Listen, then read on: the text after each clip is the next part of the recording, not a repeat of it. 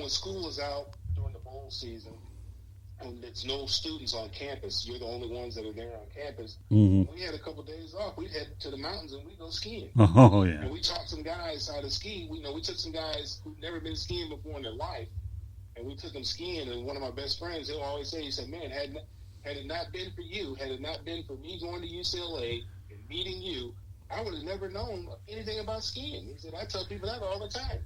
Wow. Now my kids, they know how to ski because I taught them how to ski because you took me skiing. So I never thought about doing it. Well, let me give you an infamous skiing story that probably is appropriate since you brought up skiing. Back on December 25th, I think, 1989, is that when Billy Martin died, right? A car accident, yeah. Yeah, well, I tore my ankle skiing up at Magic Mountain in Vermont on my last run of the day, and my skiing career was over after 2 attempts on the last run of the day.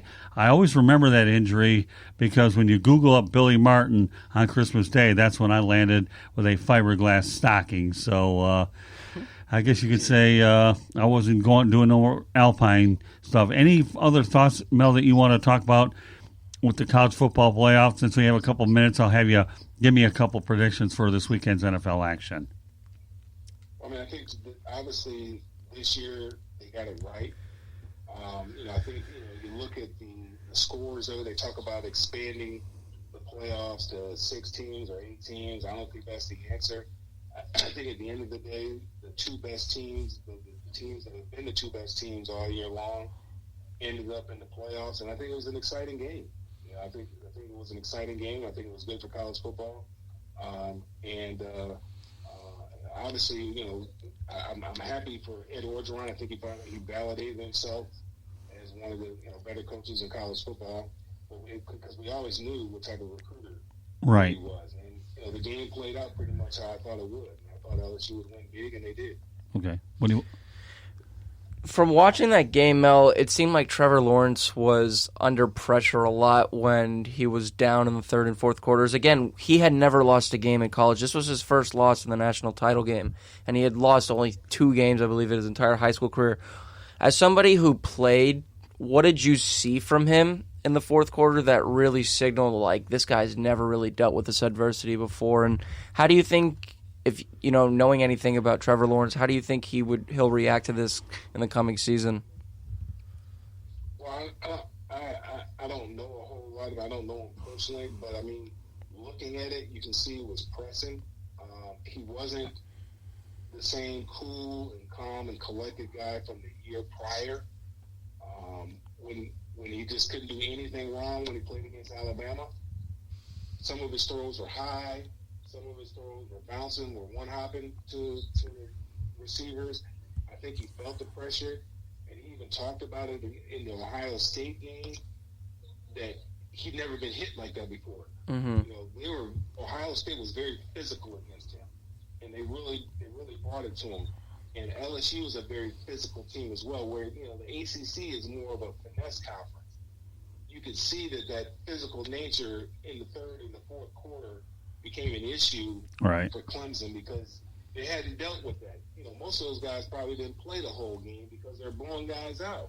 So when the third and fourth quarter came around and these guys are still standing there and hit them in the mouth, they didn't react to it. They didn't have a counter punch for it. They didn't have a counter for it. So I think that because they play in such a weak conference, I think that hurt them at the end of the ball game.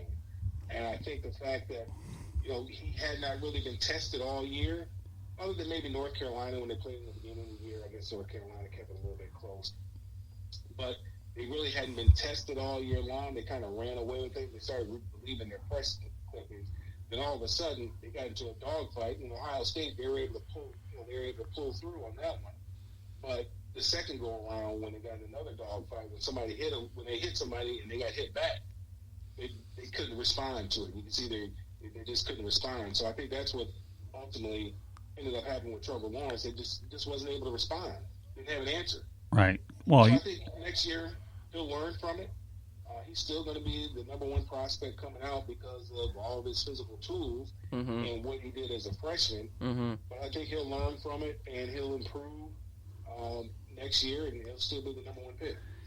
Okay, Mel, we got about 5 minutes or so I'll give you an opportunity to predict the respective playoff games. You have the Green Bay Packers taking on the 49ers out in San Francisco. Who do you have? I like San Francisco. I like them because of their balance on offense, because of their ability to run the ball in that Shanahan scheme. And defensively, I think they put a lot of pressure on Aaron Rodgers. Now, hopefully they don't they forget about what happened and how easily they handled them earlier in the season.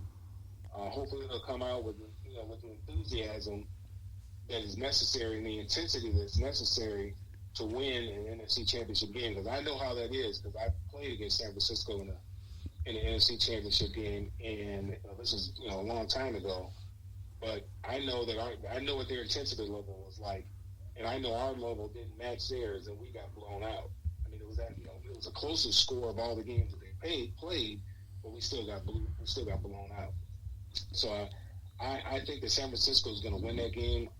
I think that because of the running game and because of the defensive pressure that they're going to put on Aaron Rodgers, it's the reason why they're going to be able to run the game, because they have so many guys on the defensive line that they can throw at Aaron Rodgers. They can get these guys rest, and they have a lot of people that can put pressure on the passing game if they get behind. And I do expect them to get behind, and Aaron's going to have to drop back a lot and throw some balls, and that's going to be problematic. Okay, got another game to go. You got the Tennessee Titans, a surprising team led by Ryan Tannehill, found a new opportunity out in Nashville against the Kansas City Chiefs. Overcomes a 24-point deficit. Is it obviously you seem to think San Francisco is going to win it, but who do you have in the KC game against the Titans? This is a tough one because I could see Tennessee winning this game, but I'm pulling for Andy because I like Andy Reid. Yeah. But it could be very difficult if Tennessee is able to control the ball, the time of possession, and the best defense against Patrick Mahomes is your offense. Mm-hmm. Shortening the game by running the football, which they do extremely well. And if they can't stop the running game, they're done. So, their defense has always been kind of the Achilles heel, and they're still kind of an Achilles heel. It's better, but it's not where I'm not sure it's where it needs to be to stop Tennessee, because, Tennessee, they run that football very well and very efficiently. And Derrick Henry, he's a load. He's hard. He's a load. I mean, he's a machete. So when it gets later on in the game, and they're going to be playing in Kansas City, I imagine it's probably going to be kind of cold. As a DB, when he breaks the line of scrimmage, then you're making a business decision as to whether or not you want to go ahead and engage. It's a business decision. That's the last thing you want to see is the Red Sea part, and here he comes. Yeah. Nothing but knees and shoulder pads. That's a business decision at that time. Oh, yeah. Well, so it's going to be tough, and I'm going to say Kansas City. I'm saying Kansas City and San Francisco in the Super Bowl, but this one is the harder of the two for me to pick. Well, guess what?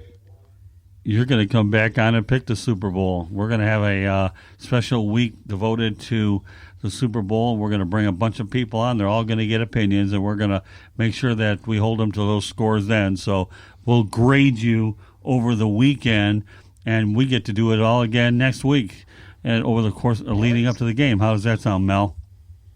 Sounds great. All right, so there you have it. Mel Farr says, go ahead. San Francisco and Kansas City in the Super Bowl. You heard it from Mel Farr, superstar. Well, I know your dad was a dealer, but you're a superstar anyway, so it don't matter to me. The superstar and the big chicken out in Atlanta. I'm a legend in my own mind. Huh? Yeah. I'm a legend in my own mind. That's okay. That's all you need to tell yourself. Well, then I guess we all don't have to worry about self-confidence issues if we all think we're legendary in our own mind, right? That's right. So it's all real. But meanwhile, Mel, thank you very much for being back on the Sports Exchange, and I look forward to bringing you on real soon, and we're going to talk Super Bowl next. All right, Mel? All right, thanks, guys. Thanks for. Have a good evening. All right, Mel. Thanks for being on. Take care. Mel. So anyways, now you what are your thoughts about his predictions? I mean, as much as I'd like to see Aaron Rodgers back in the Super Bowl, just because I feel like as great a quarterback as he is, and I know he already has a Super Bowl, and that's what we gauge a Hall of Fame quarterback on, Right. unless you're Dan Fouts or Dan Marino.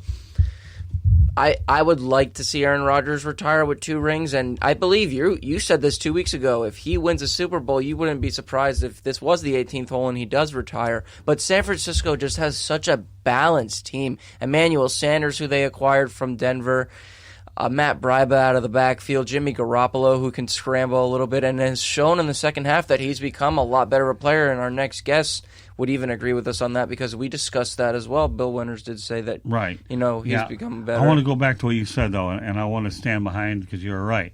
I do believe that if Aaron Rodgers does win a Super Bowl, that he will retire. Mm-hmm. How many guys can actually go out on top? Now, again, unless he feels that he wants to keep playing and he's leaving a lot of money on the table, well, then maybe you wonder. Well, I believe he still does have 2 years left on that contract. So, I mean, Right. It's a chance he does do the Big Ben and come back and play again. But the guy is just he's a consummate pro. He's got good soundbite, and he's one of the greatest quarterbacks of all time. Right. We don't. Right. Nobody has to speculate that. Like, it's set in stone. You can argue he's the most physically gifted, other than Mahomes. Well, mentally and so bad, the guy played at the University of California in Berkeley. Yeah, and his touchdown to interception ratio is off the charts. The guy doesn't give the ball away, doesn't turn the ball over, but he has a very balanced offense.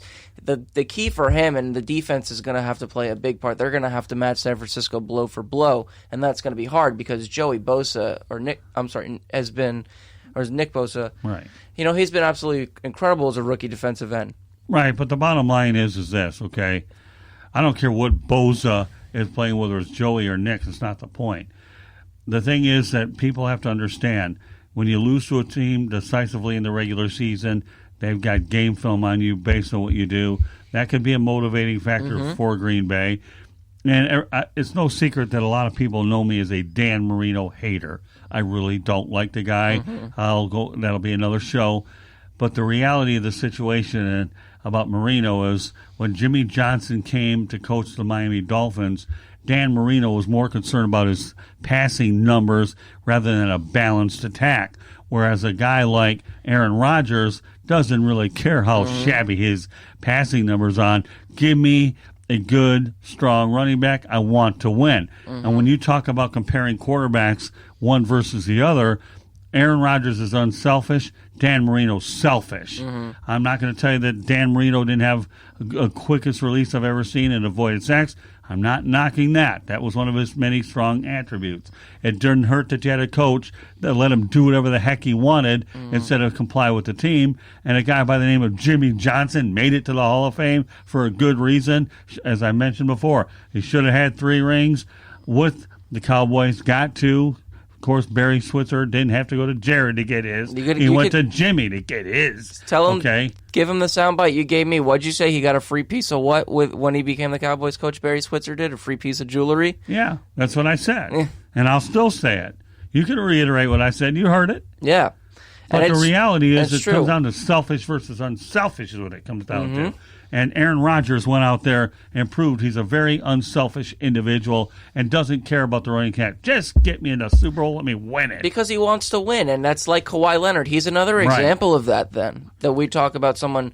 Brett Favre won 1 Super Bowl the year he won the MVP with Green Bay. I believe that was 95. But Brett Favre would have given up those absolutely all day long. Just like a guy like John Elway, who when he got Terrell Davis, won 2 championships, realizing he couldn't go ahead and carry it all in the air, give him a running attack, and all of a sudden he's got 2 damn rings. Yeah, I think Rodgers is a guy that realizes that you can't win solely with one person. And he came out, and Matt LaFleur, and a lot of the credit is on Matt LaFleur for this. Matt LaFleur helped turn Aaron Jones into one of the best running backs in the NFL. Right. Because I believe he was out of Georgia or Georgia Tech his first year, and he was a second string back in their backfield. I believe he was with Randall Cobb, and promised, but he didn't live up to it, and Mike and the team didn't really perform. But what happens? You have a new guy in LaFleur come in, and he totally changes shape and becomes a premier player. Of course, Rodgers' numbers aren't going to be, I believe he was like top 20 in passing, but at the end of the day, you ask Aaron Rodgers that, he